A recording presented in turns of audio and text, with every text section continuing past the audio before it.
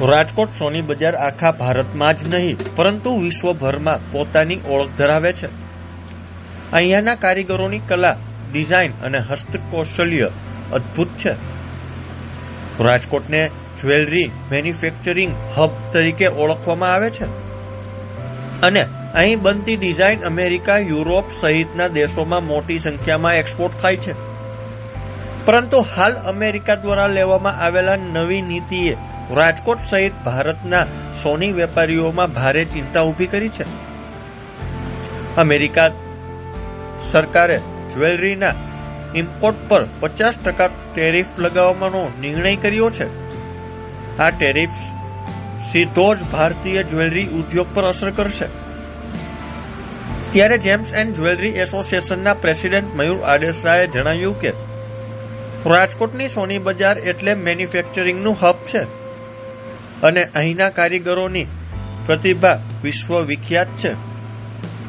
પરંતુ આ ટેરિફ લાગુ થશે તો તેનો સૌથી મોટો ખોટ કારીગરોને થશે. ચોક્કસથી રાજકોટની સોની બજાર છે એ સોના ચાંદીનું મેન્યુફેક્ચરિંગ હબ ગણવામાં આવે છે. રાજકોટની જ્વેલરી અને કલાકૃતિ એ વિશ્વ વિખ્યાત છે.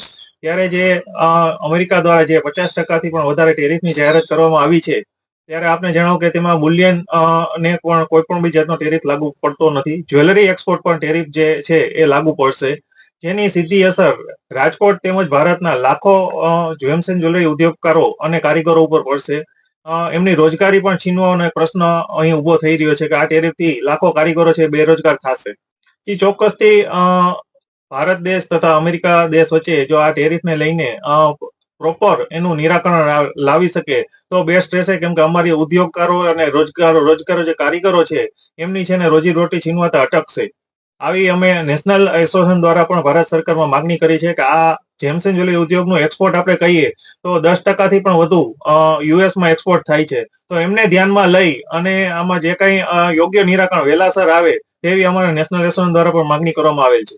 જી ચોક્કસથી જો અમેરિકા સાથે વાતચીત દરમિયાન આનું યોગ્ય નિરાકરણ ન આવે તો ભારતીય નાગરિક હોવાના કારણે એ ભારતીયતા આપણે પણ ભૂલવી ન જોઈએ. વડાપ્રધાનની સાથે ઉભું રહી અને જો અમેરિકામાં આનું યોગ્ય નિરાકરણ ન આવે તો અન્ય દેશો સાથે ભારત દેશ દ્વારા સોના ચાંદીના ઉદ્યોગકારોને લઈ અને અન્ય જેમ યુએઈ અને ઇન્ડિયા વચ્ચે એગ્રીમેન્ટ થયા છે, યુકે સાથે ઇન્ડિયન એગ્રીમેન્ટ થયા છે, એવા અન્ય દેશો સાથે પણ અમારી ઇન્ડસ્ટ્રીને લઈને એગ્રીમેન્ટ થાય અને એમાં છૂટછાટ મળે તો અમેરિકાનું જે એક્સપોર્ટ છે અન્ય દેશો તરફ ડાયવર્ટ કરી અને અમારું જે એક્સપોર્ટ ઇન્ડિયાનું એક્સપોર્ટ જે છે એ યથાવત અને નવો એક તક આપણે કહી શકાય અન્ય દેશો તરફ એ વિકસાવી એવી પણ અમે આશા સેવી રહીએ છીએ.